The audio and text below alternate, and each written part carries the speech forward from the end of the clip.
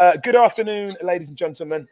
My name's Nick Baxter of Baxter Williams and IsoNation, and welcome to another instalment of Weekly Wellbeing with myself and a good friend and our esteemed guest in Philip Fowler from MoveMaster.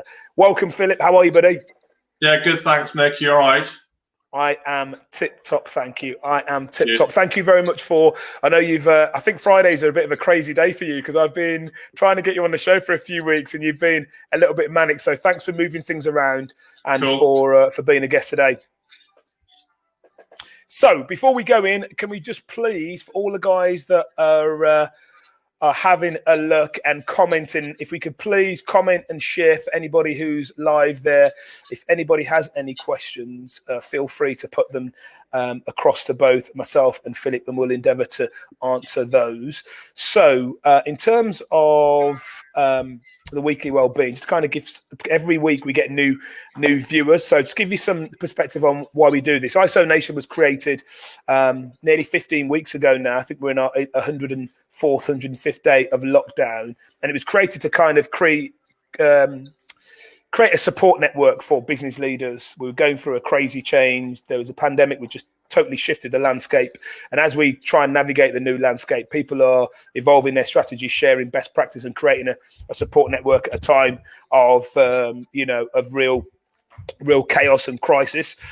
What everybody normally does within this is they look after their people. Business leaders look after their people, they look after their processes, they look after their cash, but they don't actually look after themselves. And I was really keen to make sure that we had a Friday Weekly Wellbeing show that kind of highlighted how business leaders are staying mindful, keeping themselves safe and sane. And just because if the leader of the business doesn't look after themselves, there is no business. And we also like to round it off with a good news story. So Philip is going to be he's a great guest because he fills both those slots. So MoveMaster, because obviously Philip owns a business called MoveMaster. They're commercial move specialists and removal specialists. What happened to the business since this is kind of kicked in, Philip? Yeah, so I remember it's March the 16th. We were on site with one of our biggest customers. Basically, just got a note saying that's it, we're stopping. That was it. It was like, right, okay. We had 5 or 6 other moves in the pipeline, and it was the same. It's like, right, literally, the move world just stopped. So we went, right, okay. So initially, it was that kind of shock of everything stopped, what's going on, and just reassessing it. And I think we just said, look, we know the move business isn't going to start anytime soon. So let's just, as you said, just focus on keeping ourselves well, because we know it will come back. And because I know yours is different to the commercial side, because obviously with normal people just moving in residential removals, they've been back, haven't they? They've been back for the last probably for the last 5 or 6 weeks, and if they can fill the confidence with the move and the vendors that they're safe, I think that's happening, and I think we need that to happen. We need the house market to be invigorated, as we've seen with Rishi's stimulants into the house building and house moving. But with commercial, it's totally different space, because most commercial businesses aren't back in the office. A lot of organisations that we've found out are still trading without being in the office. So for you guys, it's a bit of a double bubble. You can't really start moving people until people feel comfortable that they're back in that office environment. So in terms of what have you done to look after yourself? I know you've got a number of people that work in the business, and you've clearly either furloughed those or kind of just put those roles on hold. What have you done from a leader's perspective to keep yourself mindful? Because I know I've seen a number of your posts on social media before, and having been through a mindfulness journey myself, I could relate to some of the stuff you were posting. So can you tell me a little bit about your own journey and how that's helped you kind of cope with what's been going on from a business perspective and a personal perspective, Phil? Yeah, so I think with the business, we've just been sensible and gone, right, moves are stopping, we'll shut that for now and it will come back at some point. So we've been relaxed about that. We're just now looking at, as you said, Nick, when will people start coming back to work? Because the majority of people that are working are still working from home. I think, and we've got 3 kids at home, wife obviously. I'd be lying if I said it hadn't been stressful at times, because 3 kids running around the house is full on. But I think that's been balanced by actually doing some nice things. So out with the kids on the bikes, down on the River Severn, feeding the swans, playing cricket, just keeping active really. But even if like this last few days it's been rainy, just sat with the kids watching movies, just trying to keep calm. I think the big thing, and we were chatting earlier as well, has been just staying positive as best as you can. We all have bad days, and I'm sure you do, Nick, as well. But it's just staying positive and sticking to kind of what my mantra is, and you know what it is. Just be helpful, be kind, which has really helped me just keep going. I love that. And you mentioned a couple of things I'll latch onto. The first thing you said was the family time. I think one of the, there's been lots of life. There's been businesses going, and this pandemic has been, pretty, there's been some really bad things that have happened. I think like everything, we have to see the benefit in a bad situation. I think one of the things I've gleaned from speaking to a number of leaders now is that they've reconnected with their kids. We all get caught up in this bubble and this, not rat race, but a hamster wheel of trying to work very hard to provide a lifestyle for our kids. And we end up being that grumpy parent because we're stressed out with work, and the interaction we do have with them isn't great. And I think we've been given some perspective. We've been given a chance to kind of recognize what's really important. And the family bit has been one bit that's been, it's been amazing. And the Be Kind, the whole Be Kind movement has been phenomenal. I think a lot of people have found community spirit has certainly been one thing that everybody's been very mindful of, and we'll talk a little bit more about that with some of the charity work you've been doing. And I know you spent a day with a Buddhist. Tell me a little bit about that, because what was that experience like? Yeah, and I think I've generally, I think through my life, I've been quite a chill type of guy. Take it quite easy. But yeah, so I had a coach probably 4 or 5 years ago, which just helped really putting things into perspective. And like you were saying, just not getting stressed and just actually not going at 800 miles an hour like most people do. But then I had, and it was Andrew, my wife, suggested it. I had a day with a Buddhist monk. My typical bloke went, "Oh, why would I want to do that?" So I went and had the day, and actually he was just great at really getting into your head, just finding out what's really going on. And you know what blokes are like, we don't talk a lot. And we kind of bottle things up. But yeah, he was really good just getting in my head and saying, right, what is it all about, and what are you doing? And I think the big thing was I got out of that was the empathy, and like you said, the community, but also just the being present. And I've got much better at that, actually just being in the moment. Yesterday's kind of gone, we're not in tomorrow. You really just focus on the now. So it's brilliant, and I don't want to focus too much on it, but it's so true. As human beings, we either live in a space of guilt and regret about stuff that happened historically, or we live in this space of we're not happy with what we've got now. We want this more, and this might be great, but I want more. So we're living in the future. We're living in the past, and actually, the only sphere that you can influence and control is the present. And it's bizarre how many people I'm currently recruiting an MD role for a big FMCG PLC, and I'm speaking to senior people as part of the process. And it's bizarre how many of these people have regained a fresh perspective of actually there's not the fog, there's not the 100 miles an hour. They are here. They're forced by the situation to take it at a slower pace, at a pace which is more acceptable, where you can think and see and understand and get that perspective.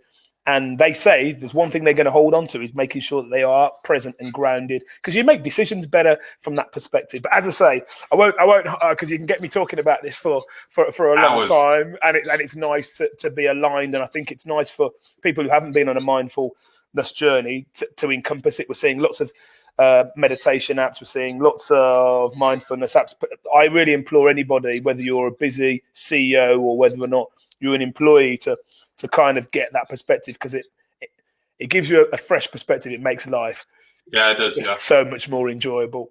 But anyway, I always like to round off the Friday weekly wellbeing conversation with a good news story, and you've got a couple of good news stories. But before we talk about those, I'm just going to say hi to a few of the people that have logged in. Mike Richardson, how are you, buddy? I hope you are well. He should put morning, guys. My favourite time of the week. That was lovely. Rachel, hi, Rachel. Grace Hartwell, hi. Bethany, good afternoon. And Mark, good afternoon. Anyone's got any questions, guys? Feel free to post those. So we had Paul Valentine. He was actually a weekly wellbeing guest, and he was actually a Leaders Insight guest as well some time back. He'd done some work at Worcester Community Trust, and it was you that kind of recruited him. So before we talk about St Paul's Hostel, because you do lots of charity work, and I know you're like the most humble bloke in the world, but I'm gonna give you a big shout today because some of the stuff you do is incredible. Tell us a little bit about your role at WCT and how you kind of got involved in that. So so Worcester Community Trust, Worcestershire Ambassadors, it was their chosen charity last year, obviously, ambassadors, and WCT were looking for trustees, and I've been umming and ahhing about it, and then a trustee at WCT, who's also a trustee at St Paul's, Robin, he sadly died last year very suddenly. He had cancer. And I don't know, it was just weird. I was sat thinking about it, thought, right, I've got to do it. I'll find the time, I'll get involved. So I became a trustee at Worcester Community Trust February. So perfect timing, because by March, obviously, complete lockdown.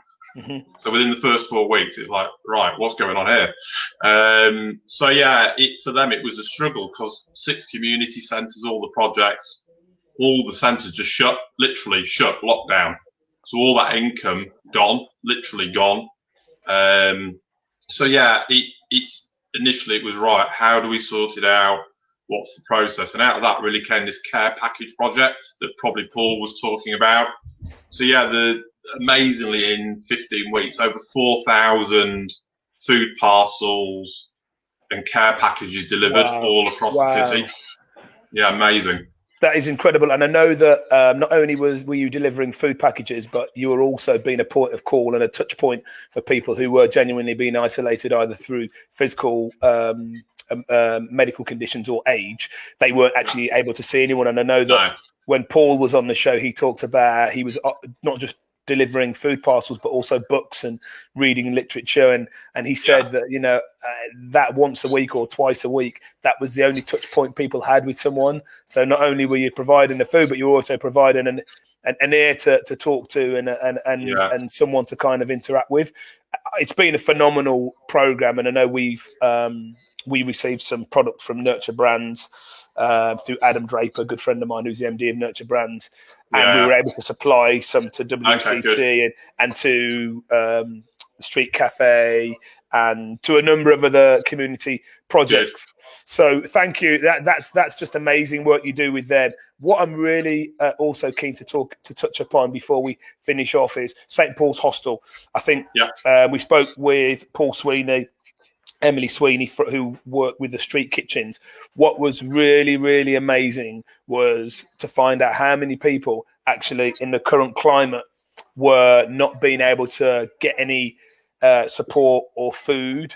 And as a result of that, there was no support. You told me earlier a stat. You said 137 rough sleepers. Just talk to me about that and St Paul's Hostel. So St Paul's Hostel is the only homeless shelter in the county, and that's 24/7. And you might remember early lockdown, the government base said, right, you've got 48 hours to get every rough sleeper off the street across the country, literally 48 hours. So we got as part of a team, we got I think I said the figure to you, 137 rough sleepers off the streets and into accommodation. So they're all still in their accommodation and actually getting the support. The interesting thing, and this is where it's really powerful, is because they'd lost their supply, so their food, the money that was being given to them by the public and everything else, suddenly they went, well, I've got to get off the streets because I don't feel safe and I'm not getting any support. So the 137 off the streets, the big push now and strategy is around how do we make sure they don't end up back on the streets? Because this is for me, and you know how passionate I am about homelessness and rough sleeping, for me, this is a once in a lifetime opportunity to make sure people don't end up back on the streets. I love it. And when you talk about opportunities, we talk about, and if another one good thing comes from the pandemic, it's that actually we had to make sure, instead of it being acceptable that there were people on the street, that we had to make sure they were off. And I'm hoping that, because there will always be a proportion of people that fall by the wayside and unfortunately embrace that lifestyle. Hopefully that will be the catalyst for some people actually making a proper difference in their lives as well. Yeah, definitely. And and I think the thing is, it's not just about putting people in a property. It's that support, and it's that support around mental health and well-being, and actually making sure they're getting that to help them. And a lot of rough sleeping or rough sleepers, it's childhood trauma. So something's happened to them when they were a kid, and it's just unraveling all that. But that support's absolutely crucial. I love it. We could talk for hours on this, Phil. I just like to say a massive thank you. I want to say a massive thank you, one, for allowing me to have the time to talk through your amazing experiences, but more importantly for the work you do. You work tirelessly. I know you work with ambassadors. I know you work with Community Trust. You work with St. Paul's. You do a lot of stuff. And the be kind mentality, if anything that our listeners and readers can take away, is just to be kind, because it's contagious. Yeah. You know, it sends the right energy out into the ether. It makes a real difference. And actually, that's what we're all here for. And we're all connected in some way. So thank you very much for your time today, Phil. It's been a pleasure to have you as a guest on the show. I look forward to catching up with you in the fullness of time, now that we're able to kind of socialise and catch up again, and have a fantastic weekend, buddy. Thank you, Nick. Have a good one. Cheers. All right. Nice one. All right, guys. All the very best. We'll see you next week for Weekly Wellbeing with myself, and have a fantastic weekend, everyone. Cheers.